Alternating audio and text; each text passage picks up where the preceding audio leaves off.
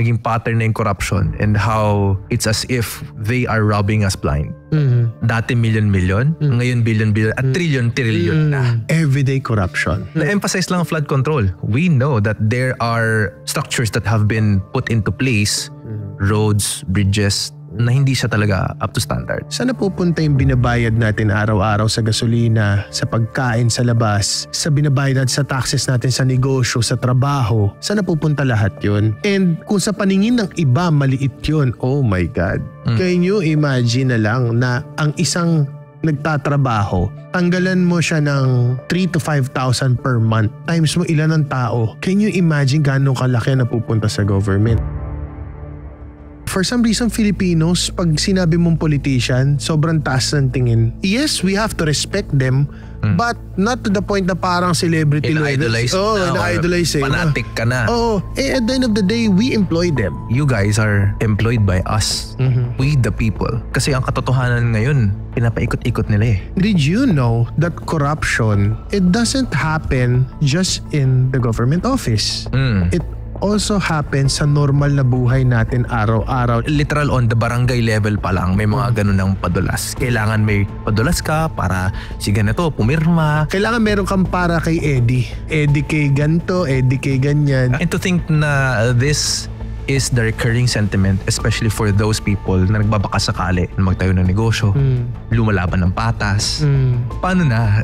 Lalo na kung nagsisimula ka pa lang, parang feeling mo drain na drain ka na. Paano kaya nakakatulog yung mga taong may kasalanan? Samantalang kitang-kita nila yung mga taong naghihirap sa paligid nila. Baka naman sinanin na lang nila na pumikit, tatakpan ang kanilang mga tenga. Habang sila nagpapakasasa, ang mga tao naghihirap. Direk, kahit paano may kaya tayo. Paano yung mga taong wala? Saan sila lilikas? Paano yung mga tao na wala ring sasakyan, na kaya lumusong sa bahan ng sasakyan? Paano? We normalize na resilient ang mga Pilipino na kahit anong mga delubyo darating, makakahon tayo. Hindi pwedeng sapat na yung resilient tayo. There will be a time na pagod na mga tao. Is it just us or meron din responsibility ang mga namumuno? Paano naman yung mga Nepo baby? I think at some point they know. But because that they are experiencing this lavish lifestyle, why would you question? Asarap ng buhay mo eh. Why would you question? This is not in any way for us to, be quiet and be silent. Kasi yun ang gusto ng mga umaabuso. Our topic for tonight is everyday corruption. How small acts normalize bigger systemic corruption.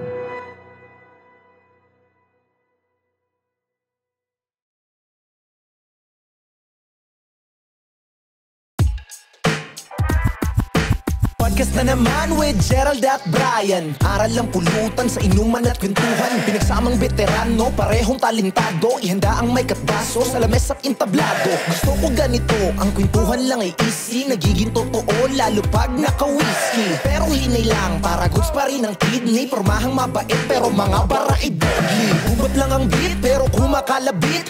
Hip-hop kalakit sa struggles ko sa streets. Kung usapang patagisan, huwag magbaka sa kalibro. Utak namin hinulman ng kali at sa kalibro. Tara pag-usapan natin dito, kwento mo sa buhay. Kasamang mga pogs, ilabas lahat ng tunay. Mag-relax lang tayo, sober man o tipsy. Aral makukuha mo sa Life Over Whiskey. Mula sa baba, ngayon tinitingala. Inakit ko ang bunga, hindi lang basta tumingala. Pogs na ngayon ang bata na minsang pariwara. Wala ngang imposible at merong himala. Mga mainit-init ang topic natin na naman.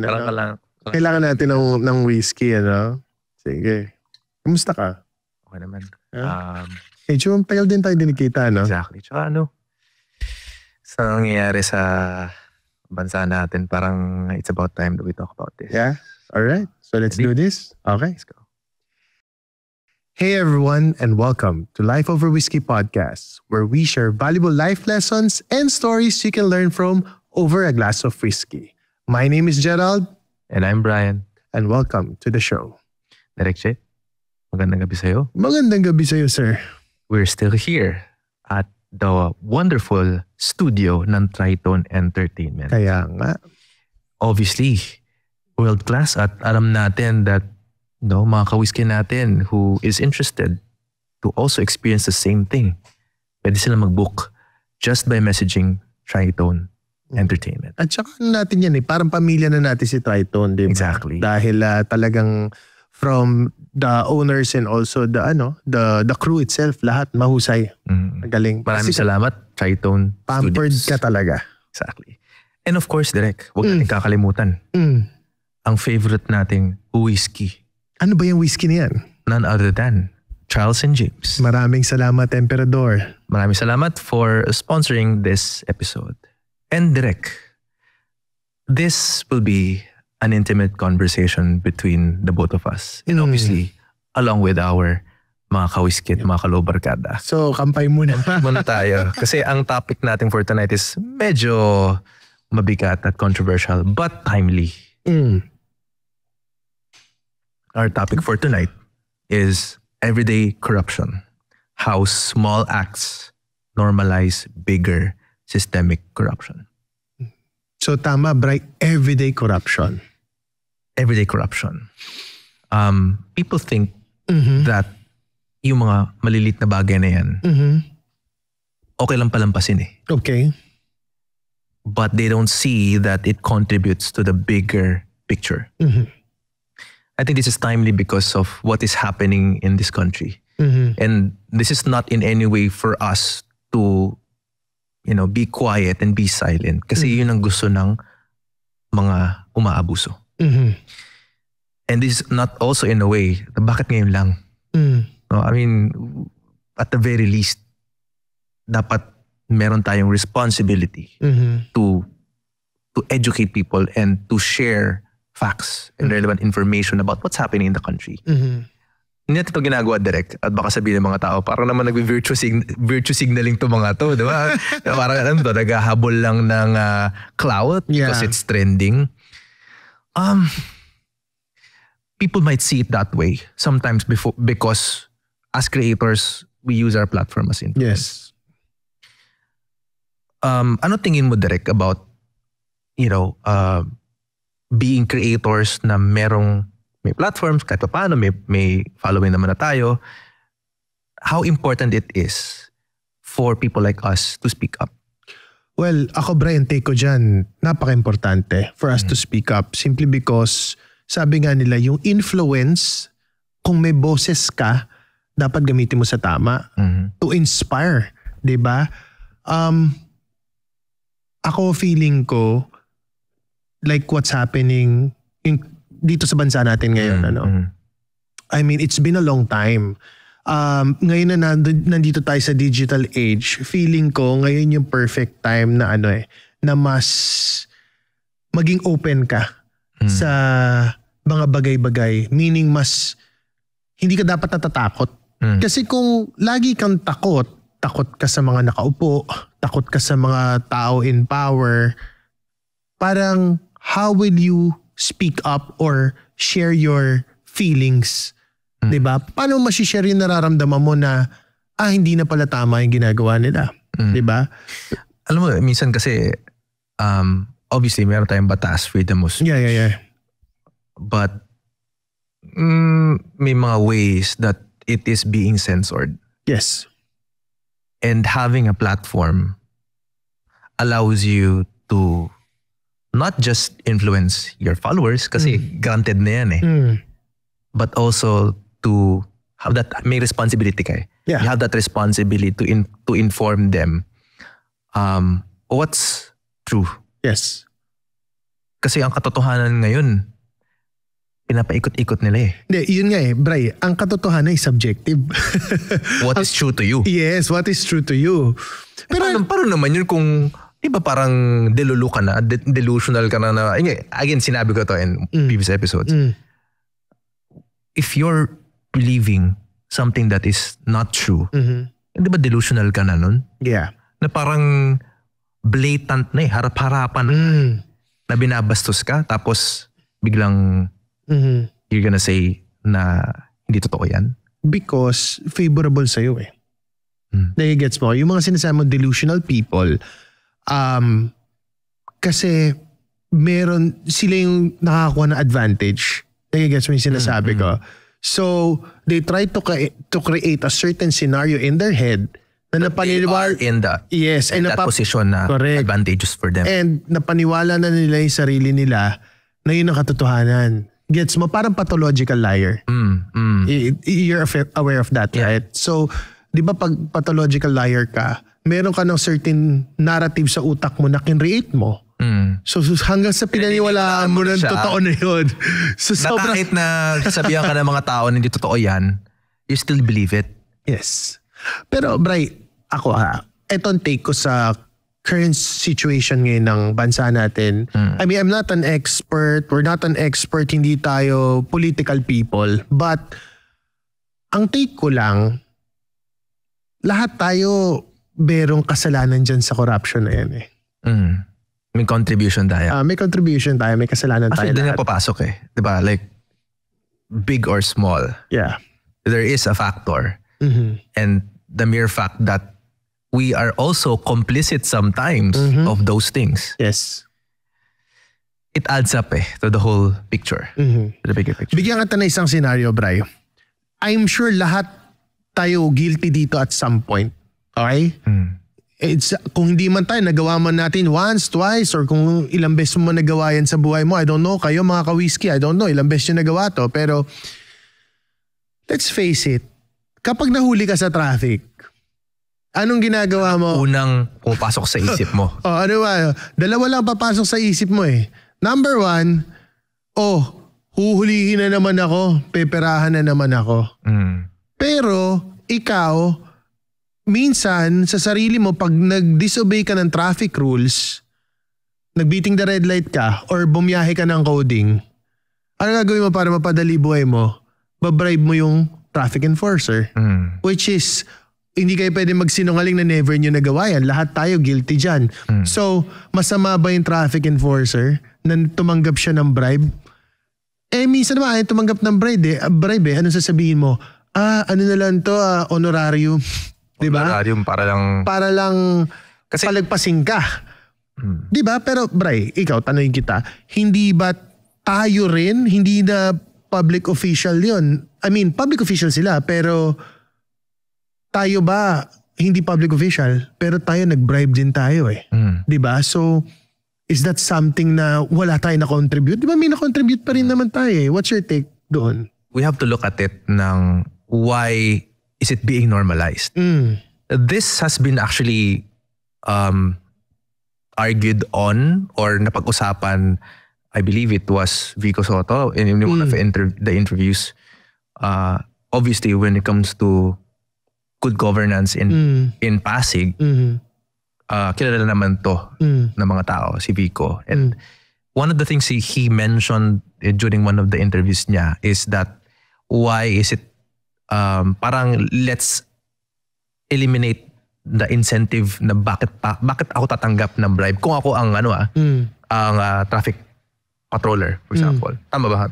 Yun bang traffic enforcer. Traffic enforcer. Yeah. And that's at the same time make it easier for people to think na mas convenient sa akin to actually pay the ticket. Okay. Instead of paying the traffic enforcer. Make it in such a way na ganun yung setup. Now, ako, siguro yun din yung reason ko bakit parang ayoko talagang mag-drive. Because even though I have a driver's license, ayoko mag-drive because the mental stress that when you're in the road and you have to deal with all these elements, nakakapagod. And to consider na pag nahuli ka kunyari sa ibang lugar, ibang pag-implement nila ng mga rules and regulations nila doon in traffic. Tama ba na minsan kailangan pang tubusin somewhere there? Paano kung hindi ka taga doon? Diba? How would that make someone feel na knowing na ang hassle nito, even though ayokong i-bribe yung traffic enforcer, pero ayoko nung hassle eh. Hindi kasi convenient. So that's why that adds on to the normalization. Na ganito kasi, ganito talaga eh. Actually, Bray, hindi lang naman sa traffic nangyayari to eh. Sa mga traffic violation, nangyayari rin to sa government office. Gets mo? maraming government office na para mapabilis yung pag-akyat ng proseso ng papel mo, mapaakyat, kailangan mag-red tape ka. Diba? Kailangan mo maglagay sa loob. Lagyan mo si ganito, lagyan mo si ganyan, lagyan mo si ganito. Especially kung wala kang kakilala. Yes. Pag kakilala ka papadrino na naman tayo. Yes. Diba? And lalo na kung naiinip ka rin, naiinip ka masyado, may hinahabol kang deadline for whatsoever reason, well, to some other people, it's an advantage kung may hinahabol ka. But again, if yung system natin is merong tamang proseso na mabilis, kung napapabilis nila yung proseso, hindi rin mangyayari yung red tape na yun eh. At saka kung binabayaran din yung mga tao sa loob ng government ng tama, di walang corruption. Nai-gets mo? Kaya siya nagiging chain reaction. There has to be a new process or system in place. Again, Vico Soto mentioned na the moment na he stepped into office, sinabi din niya sa mga tao, eto yung luma, eto yung dati, nakasanayan. From here on out, hindi ko na kayo sisitahin dyan. Pero from here on out, the moment na nandito na ako, ganito na tayo. So it's important na nakikita din ng mga tao sa baba, doon sa namumuno sa kanila. And that reflects also in terms of thinking ng ano ba yung mga appropriate processes para hindi natin pahirapan yung taong bayan. Kasi yun yung dilemma na ngayon eh. Pero hindi siya outspoken in the past. It's just there. Alam natin yan eh. It's like, alam mo yung parang tabu na hindi niya pag-uusapan. Pero alam mo nandiyan. Kasi baka anong sabihin sa'yo, or baka mamaya hulihin ka, baka mamaya pahirapan yung buhay mo. At the very worst is you'll be silenced, literally. Yeah. Pero Bri, I don't know if you will agree with me, but did you know that corruption, di ba ang title nga ng ating topic is Everyday Corruption? It doesn't happen just in the government office. It also happens sa normal na buhay natin araw-araw. Let's say for example, sa kumpanya ni ganto, sa kumpanya ni ganyan. Paabot, may pa-under the table, may padulas. Sa business ni ganto. Actually, funny enough, I won't mention any names or kung saan lugar. Pero when I had my business registered, sa business address kasi yan eh. Obviously, when every single year, nagkakaroon ng renewals. Right? So I had to get some clearances. What frustrated me the most was literal on the barangay level pa lang, may mga ganun ng padulas. Kailangan may padulas ka para si ganito, pumirma.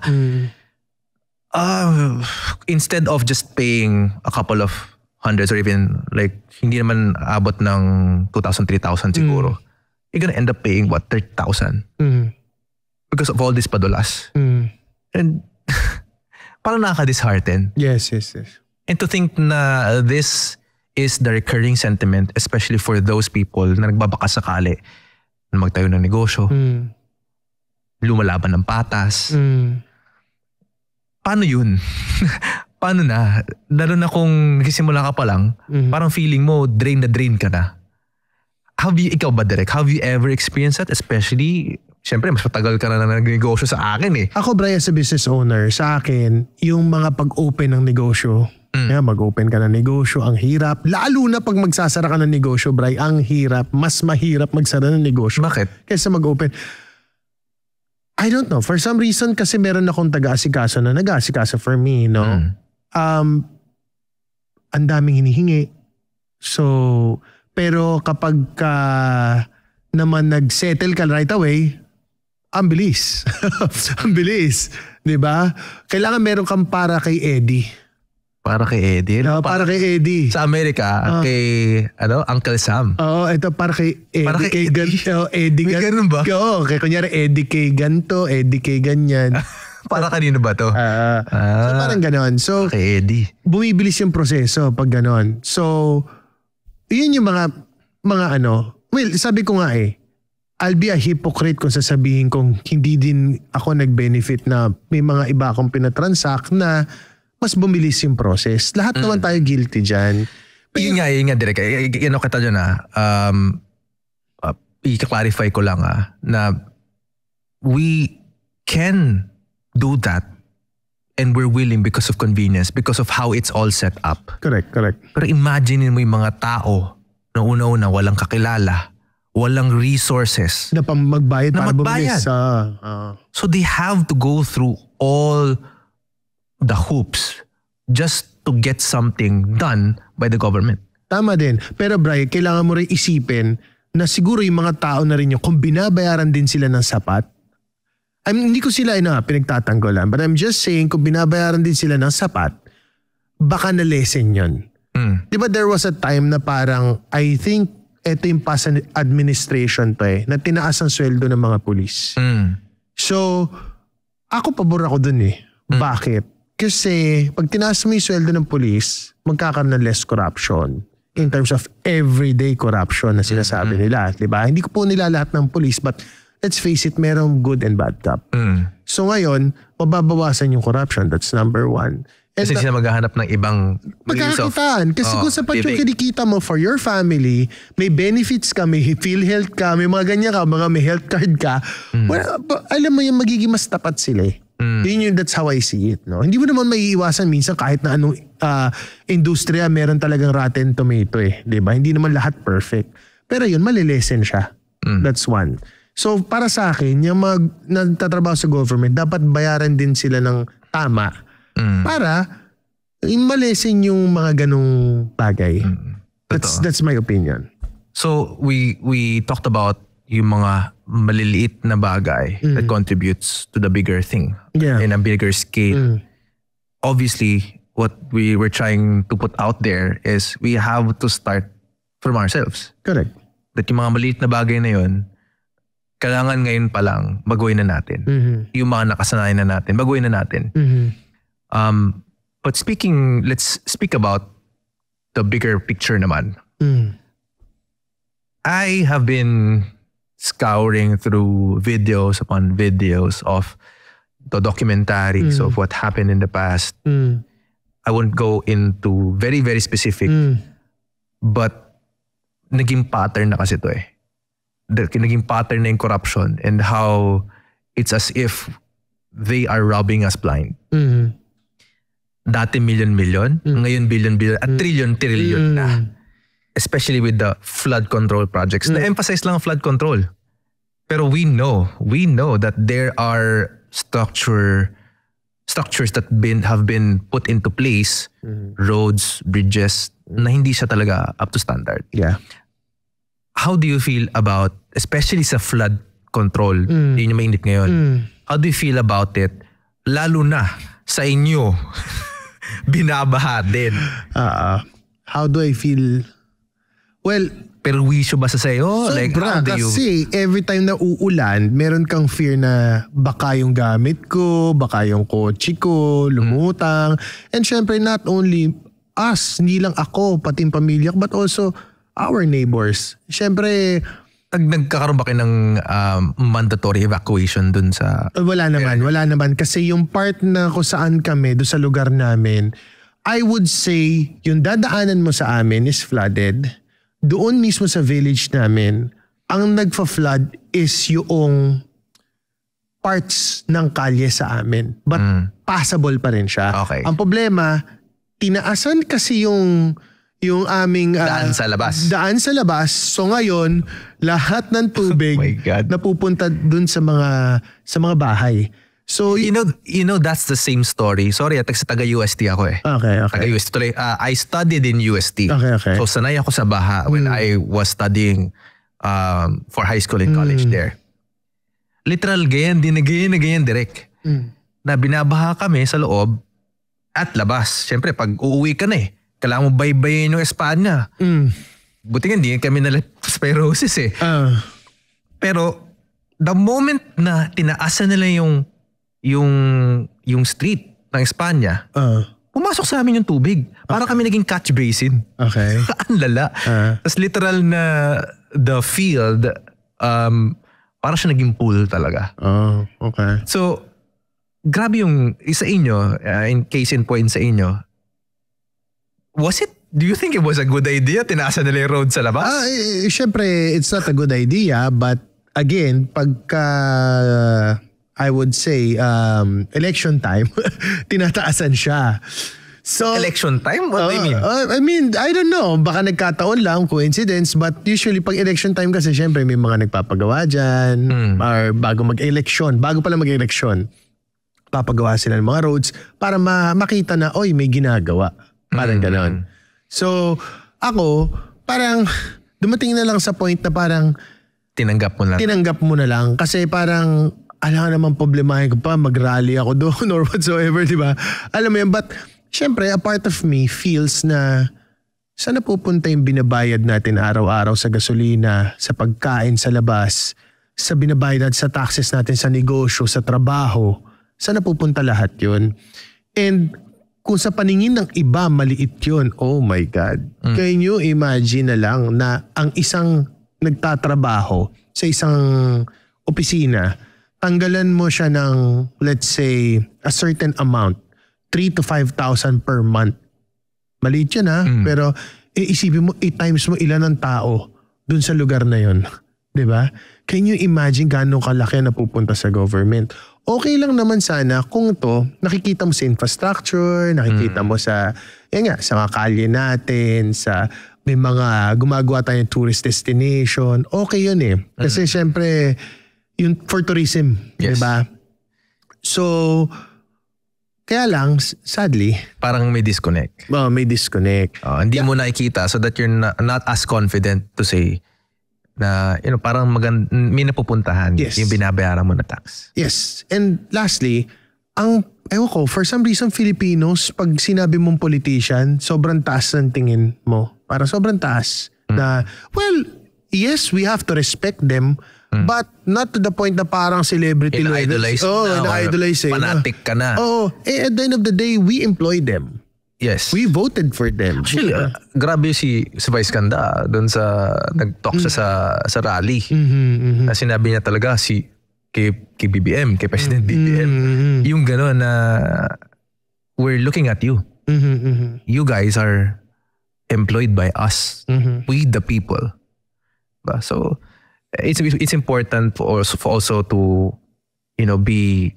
be mindful sa mga ganung bagay. Pero ikaw ba, Brett, tanungin kita, ano ba take mo dito sa mga nangyari ngayon? Nakikita natin sa social media, sa news na yung flood control na yan, di ba? Parang ano ba take mo dyan, lalo na doon sa mga nasa court ngayon? Nakikita mo naman yung sa Senate hearing. Ano ba ang mo doon? Anong take mo doon? There's really something going on behind na obviously hindi natin muna masasabi for now. We let or allow these bodies to determine and find the truth for us. And I hope it will be done in time. Kasi yung sa bali-balita na nagkisira na ng ebidensya, they're fabricating things that will allow them to be exonerated. And that's very dangerous kasi parang nagpapaikot na tayo tapos nililito na tayo sa kung ano ba talaga. So I think in terms of, let's say, the Senate hearings,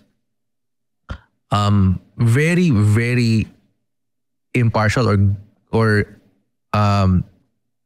grabe yung pag-manage ni Lacson when it comes to those hearings. It's important to have a structure sa ganon para hindi siya parang ginagawa siyang platform as parang performative na siya. If you get what I'm saying. So it's important to hold these committee hearings to find the truth. And that's how I feel na ayokong basta lang i-take as is yung naririnig ko. That's why I'm also very picky kung ano share ko. It has to have proper resource or kung saan ba siya nagaling or research. And hindi kasi pwede na parang sabi-sabi lang din. Although, syempre, you tend to share things na parang pag masakit sa'yo. Like for example, I just recently shared yung balita na parang in one bigay or obligasyon, that one instance, 1 billion worth of Filipino peso, Philippine money na inabot. So syempre, hindi pa ganun ka-verify dyan, but nakakadismaya na parang that money could have been used in literal building better roads na hindi yung maya't maya mararamdaman mo may uka-uka sa daan, hindi maayos yung mga potholes, yung mga bridges na feeling ko kung hindi pa i-check, hindi malalaman na substandard or hindi siya fit. Disgrasya ang kararatingan ng mga tao. Lalo na yung mga walang kaya. Pero direct, gusto ko lang ibalik dun sa usapan natin na binabasa lugar nyo. And sabi mo kasi kanina na nakasanayan mo na It's as if way of life nyo na siya. Yeah. Na-normalize na siya, kumbaga sa inyo. Pero may fear Fear na baka baka masira yung sasakyan mo, fear na baka mamaya yung gamit mo, kabibili mo lang masira. Or talagang sobrang tumaas yung tubig baha. Could be fatal na rin. Could be fatal sa inyo. Yeah. Lalo na may pamilya ka. Pero that's like super extreme na. But could happen. I also share this kind of sentiment na parang sabi ko if I may read, sabi ko paano kaya nakakatulog yung mga taong may kasalanan samantalang kitang-kita nila yung mga taong naghihirap sa paligid nila. O baka naman sinanin na lang nila na pumikit, tatakpan ang kanilang mga tenga. Habang sila nagpapakasasa, ang mga tao naghihirap. Direct, yung hirap is subjective. Kahit paano may kaya tayo compared to other people na hindi masyadong pinagpala. Pero mahirap pa rin What if, let's say in your perspective na lang, what if sabihin natin na ilagay sa tamang lugar yung mga pondo na gawan ng mga, let's just put it in the flood control context muna, ay hindi na bumabaha sa inyo. Anong ginhawa sana mararamdaman mo? Ay, nako, malaki. Peace of mind. Yun na mahirap bayaran peace of mind. Peace of mind kasi yung time na pag-uwi ka, hindi mo iisipin na, uy, ipark ko kaya sa mall yung kotse ko. Kasi baka... Pero may discarte ginagawa minsan? I mean, minsan, yes. Para na lang, para safe. Or di kaya, daling ko kaya yung malaki kong sasakyan, tapos ang gawin ko, sunduin ko muna yung anak ko, tapos sunduin ko yung misis ko. Na kung in reality, pwede naman nangyari, nagtagisang kotse na lang kami nung misis ko, di ba? Siya na lang gumamit nung isa. Pero kailangan mag-isang kotse kasi kailangan ko siya sunduin Dahil baka ma-stranded siya di ba? Or, number 3, yung thought na kung nasa opisina ka, tapos yung pamilya mo nasa bahay lang, hindi ka nag-worry na baka mamaya nagsuswimming na silang lahat doon. Yun yung pinakamabigat doon number 3. Kasi, hindi, you never know Mamaya, like ako, may matanda kaming kasama sa bahay. Wag naman, pero kung nervyusin yun, what could happen? Diba? So you're saying the benefits sana is you having safety na yung pamilya mo ay maayos. At peace of mind that you wouldn't have to worry lalo na kung wala ka nga doon or may mga bagay, mga ari-arian ka. Ari-arian and also yung sila physically. Oo. Correct. Tsaka hindi rin yun. Isipin mo, for example, Bri, mamamalengke katulong. Diba? Ang ating mga helpers. Mamamalengke sila. Lulusong sila sa baha. Isipin mo yung possibility na magkaroon sila ng skin disease sobrang taas. Diba? I mean... O leptospirosis ka. Diba? Yun nga So parang sa akin, ang daming disadvantage na gano'n na nangyayari. However, yun Kung saan na lang. Oo. Hindi mo pwede huminto ang mundo Hindi pwede. Ganun talaga So, yeah. May experience ka ba na in-evacuate mo pamilya mo?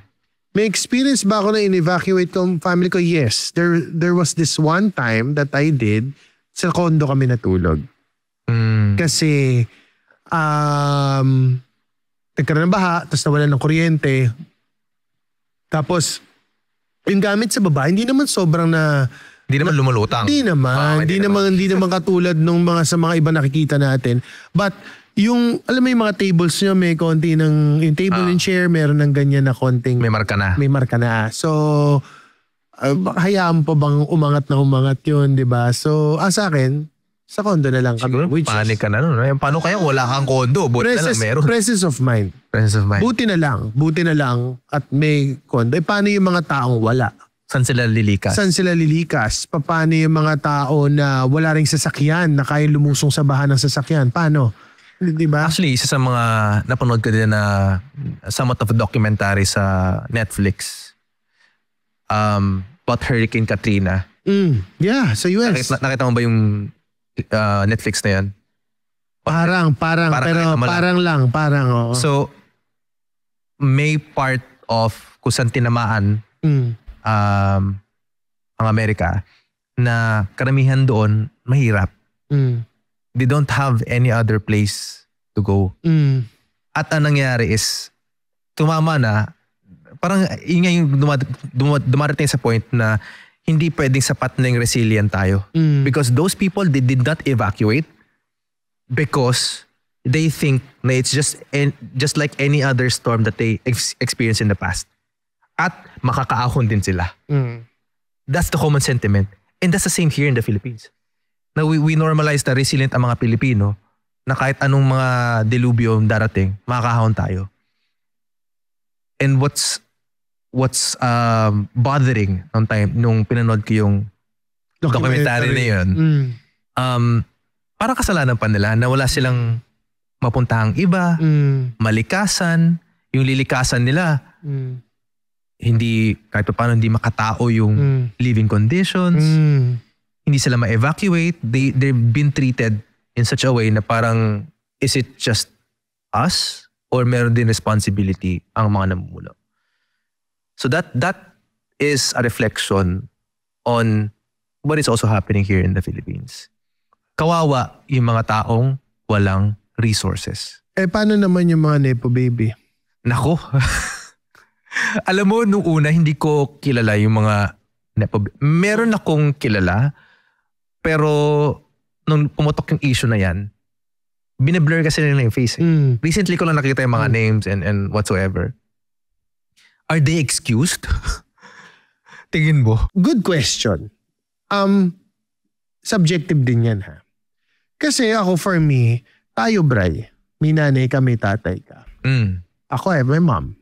Hindi ba tayo, ang magulang natin, nilalagay natin sila sa pedestal? We think of our parents as perfect role models. Hindi nila magagawa yan. Hindi nila kaya yan, ganyan. So feeling ko at some point, itong mga Nepo baby na to, meron silang kinecreate na narrative sa utak nila na hindi, daddy ko, nanay ko, malinis yan. Hindi gagawa, hindi mabait siya, matulungin niya. Parang sa yung mga magulang sa anak lang.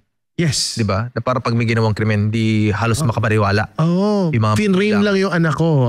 Ganon, diba? So, going back.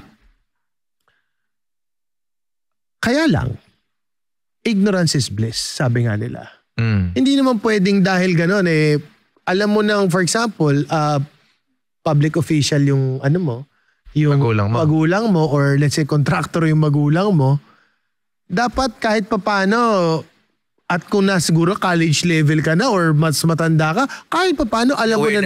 Awareness ka na. Alam mo na kung paano galing yung pera na daddy. Parang ganon. Well, it can be also construed in a way na their perception is successful na businessman.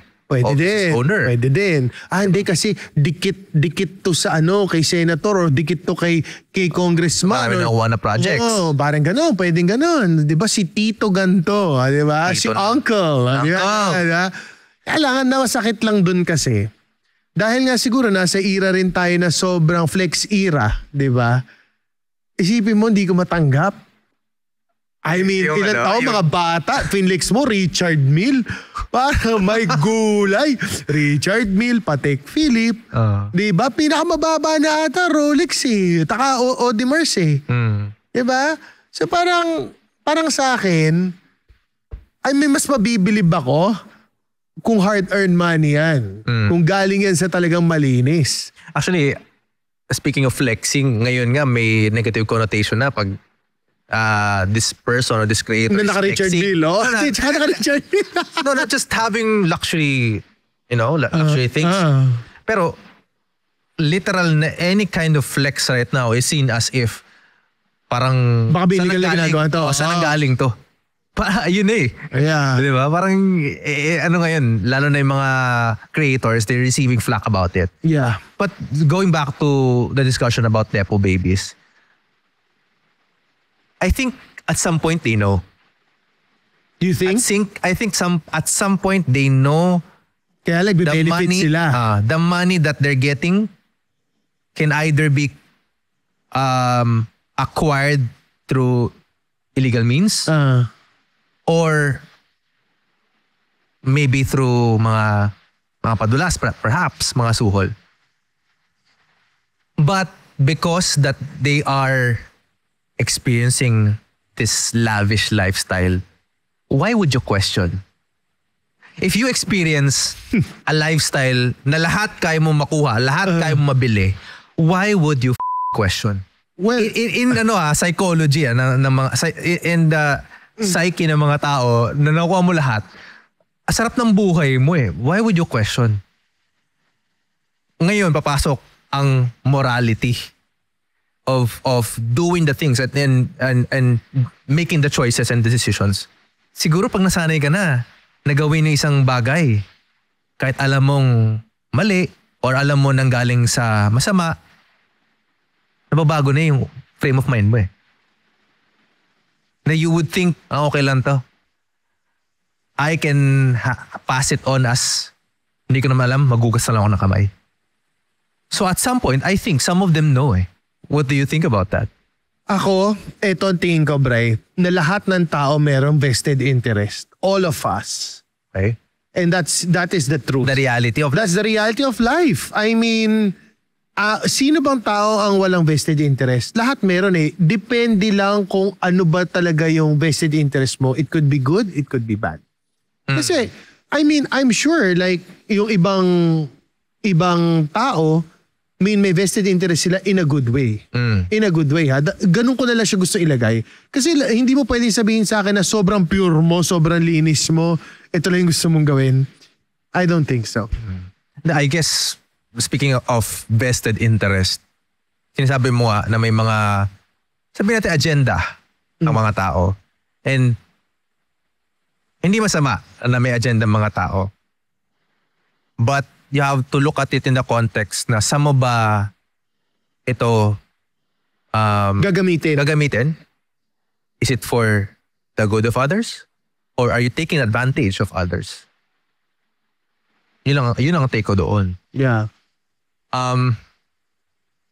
It's ironic na when the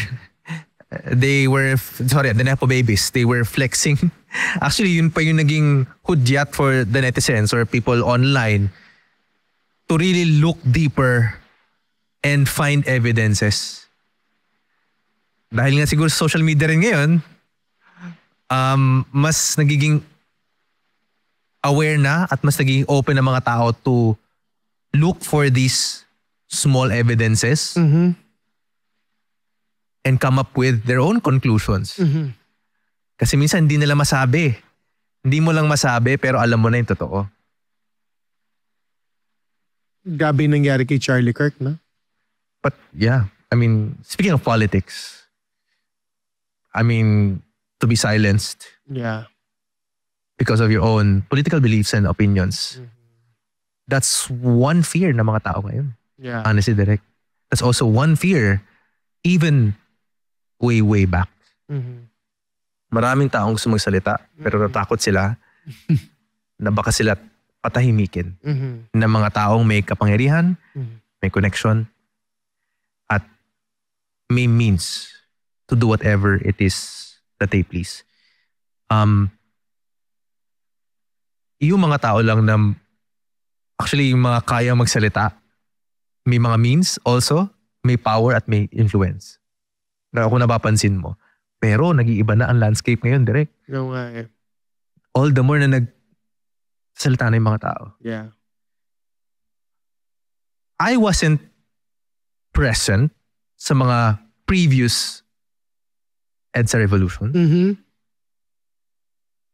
How young were you nung EDSA? EDSA 2 na lang mo. EDSA 2. EDSA 2. Ano ba EDSA 2? Anong year ba EDSA 2? Sorry. 2001. 2001. Oh, I was 17 years old. Kabataan. 17. Hindi ako present. Hindi ka present doon. Pero how was it like? Ako, I'm gonna, kasi I remember, EDSA DOS is 2001. Yung unang EDSA, kung muna sa akin sabihin. Ay, hindi na. EDSA. Kapapanganak ko pala kata. 2001. Yan. Sakto, 2001. Ilan taon ka yan? I was like 7 years old. Tama. Kasi 10 years ago natin. 10 years, ha? I was 7 years old at that time. Pero I can remember watching in the television. Yeah. Na nagpo-proclaim na si Gloria at that time. Yes. And there was literal sea of people. Yeah. And that was the time na naisip, grabe yung mga tao pag nag-aalsa. Yeah.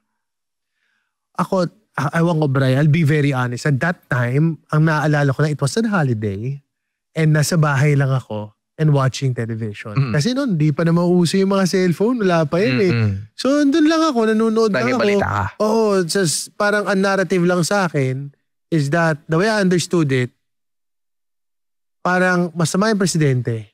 Kaya pinababa yung presidente. Because of a certain issue. Ganun lang yung narrative na naiintindihan ko sa kanya. Of course, si Gloria bilang vice-presidente na papalit, siya yung hero. That's how I understand everything. And then after several years, it turns out meron din siyang issue. Oh, so parang nung bata, hindi kasi ako masyadong ako talaga hindi ako yung maano sa politics, to be honest. So parang ganun lang, tinake ko lang siya kung nila yung nakita ko. Hindi na ako nagkaroon ng parang, hindi na ako nag-isip masyado because I was young back then. Yeah. But that's also the point that we're putting out there. Yeah. Marami sa atin, we shy away from politics because it is, number one, controversial. Yeah. At number two, baka may masagasaan ka. Yeah. Or baka meron kang rin hindi naintindihan. Or baka hindi pa complete or konkreto yung pagkaintindihan mo sa mga bagay-bagay. Yes. But if there's one thing I learned, is that when you don't try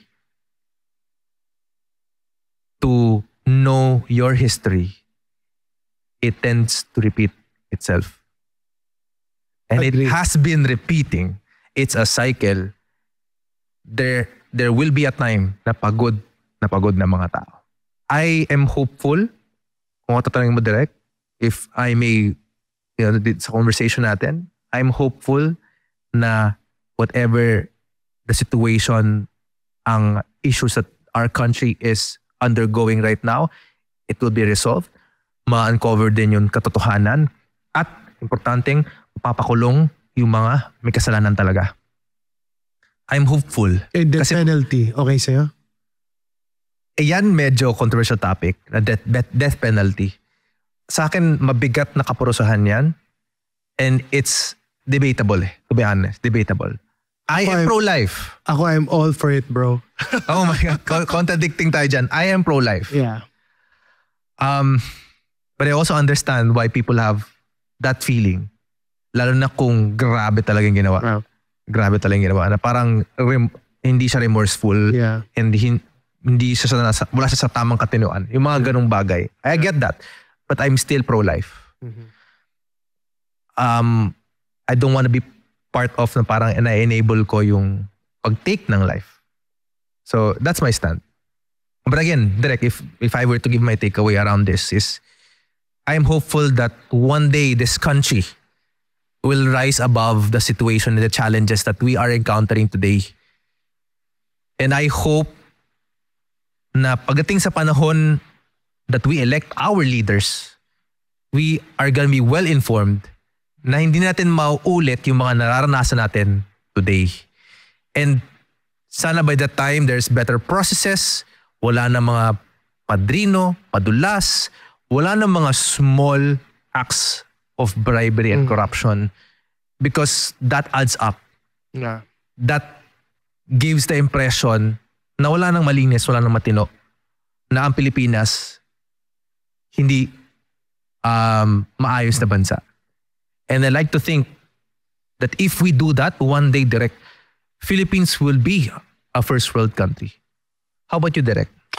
Ako siguro ang takeaway ko is that fight for what you think is right. That's number one. And siguro as a citizen of the Republic of the Philippines, let's all contribute on making our country more resilient, and at the same time, siguro let's just practice also our integrity. Lahat tayo kasi we want the easy way na traffic, bayad na lang tayo. Bayad na lang tayo sa traffic enforcer. Traffic enforcer, or let's say bayad na lang tayo sa ganito para mas mapabilis yung business process natin. Siguro let's all be responsible and not contribute to those things para yung mga mas nasa taas natin, mahiya na rin sila siguro. Mahiya naman, di ba? Na kasi hindi na tayo pumapatol sa ganon. We're better than that. Yeah, we're not tolerating anymore. Wow. So, that's for me. What if that happened in the Philippines? Ano kaya ang estado ng buhay mo ngayon? Ang sagot ko dyan, it's more fun in the Philippines. Maybe. By then, it's gonna be more fun in the Philippines. Direk, paano ba yan? And with that, has been a wonderful and fruitful, intimate conversation with you. And sana mga ka-whiskey, mga kalobarkada, marami kayo napulot na aral. At sana be well informed with what's happening in the country. It's our moral and social responsibility to do so. Mga ka-whiskey, mga kalobarkada, sabi nga nila, pag naka-whiskey ka, mas open ka. Direk Che. Stay pogs. Stay pogs. Podcast na naman with Gerald at Brian. Aral lang pulutan sa inuman at kwentuhan. Pinagsamang veterano, parehong talentado. Ihanda ang may katbaso sa lames at Big Eyes Production.